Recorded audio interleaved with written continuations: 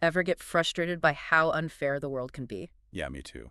And it turns out philosophers have been wrestling with that very idea about justice for centuries. That's where John Rawls comes in.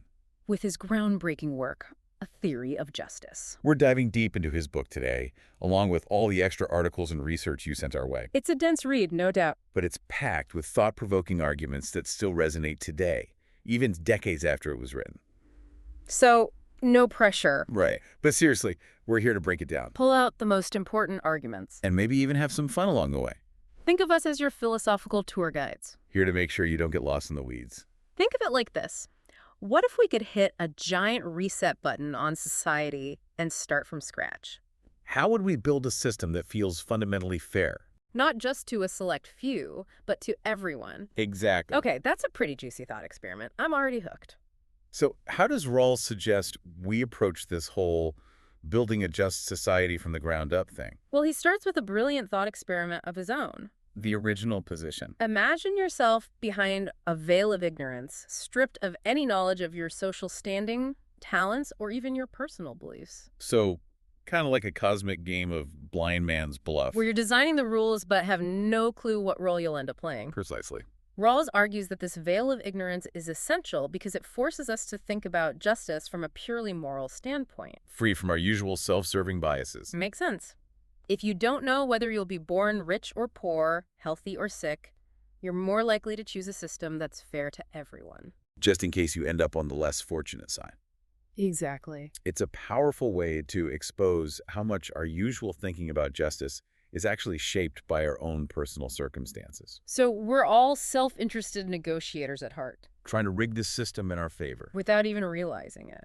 But when we're forced to see beyond our own narrow perspective, that's when we can start to imagine a truly just society. So we're all self-interested negotiators at heart. Trying to rig the system in our favor. Without even realizing it. But when we're forced to see beyond our own narrow perspective, that's when we can start to imagine a truly just society.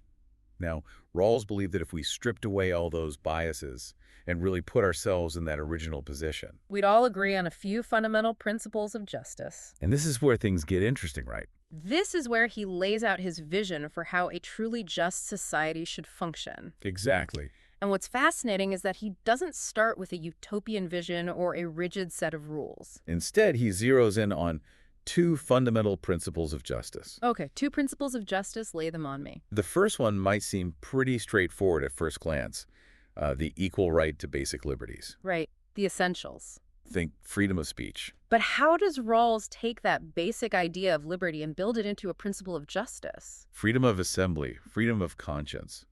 Those fundamental freedoms we often take for granted. Right. He argues that each person should have an equal right to the most extensive system of basic liberties compatible with a similar system for all. So it's not just about having freedoms, but about ensuring that everyone has the same freedoms to the greatest degree possible. In other words, you can't have a system where some people get more freedom than others. There's that idea of equality woven in again. Exactly. Now, the second principle gets a bit more complex. Yeah, the second principle. It deals with those areas where inevitably things can't be completely equal. It deals with those areas where inevitably Social and economic goods. things can't be completely equal social and economic goods. Okay, so we're talking wealth, income, social status, that sort of thing. Precisely. The things people often aren't so keen on sharing equally. And Rawls acknowledges that a certain level of inequality is unavoidable in any complex society. All right, I'm intrigued. What are these two conditions? But he argues that these inequalities must satisfy two specific conditions to be considered just. Okay. The first is what he calls the difference principle. Oh. And it's a real head-scratcher for a lot of people. Okay. It states that inequalities are allowed only if they benefit everyone, particularly the least advantaged members of society. So it's not just about making the rich richer, but about making sure that even the poorest person in the system is better off than they would be in a system that tried to enforce total equality. That's the gist of it. Okay. It's about maximizing the well-being of those at the very bottom, not just aiming for some abstract notion of perfect equality across the board. Now, I can already hear the counter-arguments brewing in the minds of our listeners. Right. Doesn't this discourage ambition, hard work, innovation? Sure. If I know that any extra effort I put in will just be redistributed, why bother striving? It's a common critique. and Rawls addresses it head-on. He argues that the difference principle doesn't eliminate incentives for hard work. Okay. It simply ensures that the benefits of that hard work are shared in a way that lifts everyone up. So a rising tide lifts all boats scenario, but with a mechanism in place to make sure those boats don't get too far apart. Exactly. Love it. Now, the second condition for just inequalities is what Rawls calls fair equality of opportunity. This one is a bit more intuitive. Okay. It essentially means that everyone, regardless of their background, should have an equal chance to compete for those positions in society that come with greater social and economic rewards. So we're talking about breaking down those barriers of social mobility, tackling things like inherited wealth and privilege, making sure everyone has a fair shot at success based on their own talents and efforts. Precisely.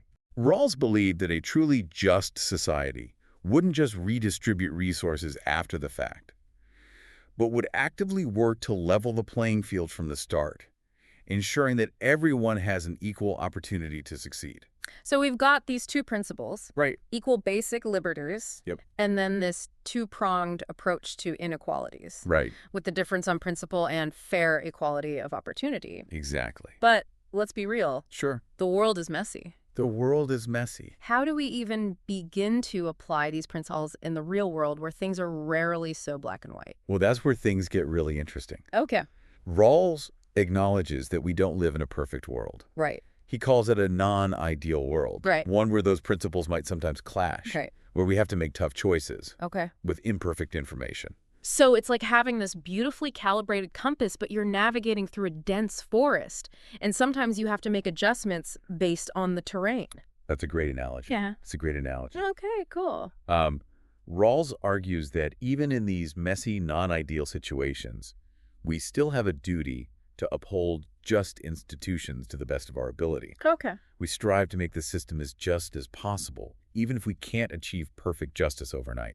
It's a process, It is. an ongoing effort to move closer to that ideal. Absolutely. But what about those situations where the system itself seems fundamentally unjust? Yeah, Does Rawls talk about the right to resist, he does. to fight back against injustice? He does. He does. Okay. Rawls was a firm believer in the power of civil disobedience as a way to challenge unjust laws and practices. But he was very specific about what constitutes justified civil disobedience. So not just taking to the streets because you disagree with the government, Right. but a more principled stand. It's not just like a heck no, I'm not doing this. Right. It's a matter of appealing to the sense of justice of the majority. Right.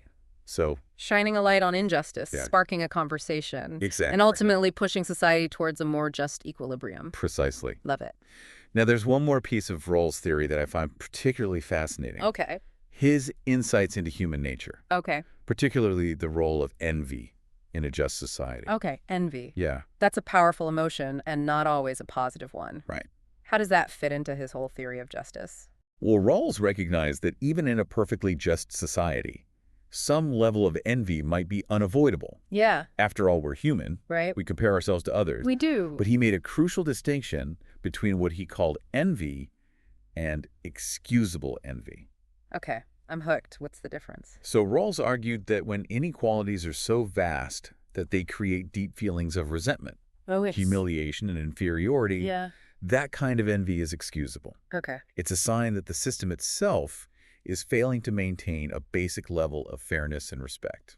So it's not just about material differences, but about the psychological impact of those differences. Exactly. If the gap between the haves and the have-nots is so wide that it makes people feel like they're less than human, Right. that's a problem for a just society. That's a problem for a just society. And that's why Rawls' theory isn't just about redistributing resources. It's about cultivating a society where everyone feels seen, heard, and valued.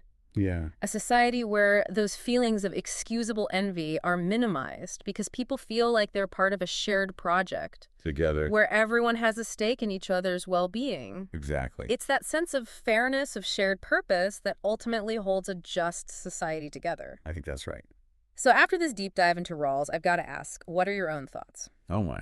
If you were behind that veil of ignorance designing society from scratch, would you sign on to his vision of justice? Wow, that's a big question. It is a big question.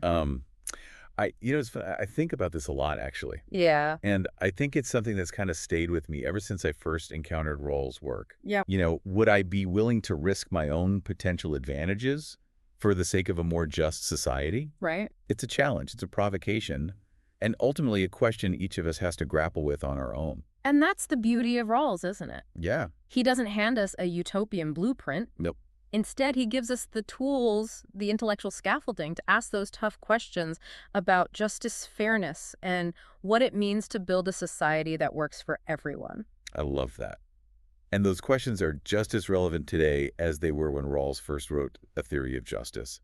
Maybe even more so. So to our listeners, we encourage you to dive into Rawls' work yourself. Please do. It's a journey worth taking, full of challenging ideas and provocative thought experiments. It really is. Who knows, you might just come out the other side with a whole new perspective on what a truly just world could look like. That's the hope. Until next time, keep asking the big questions.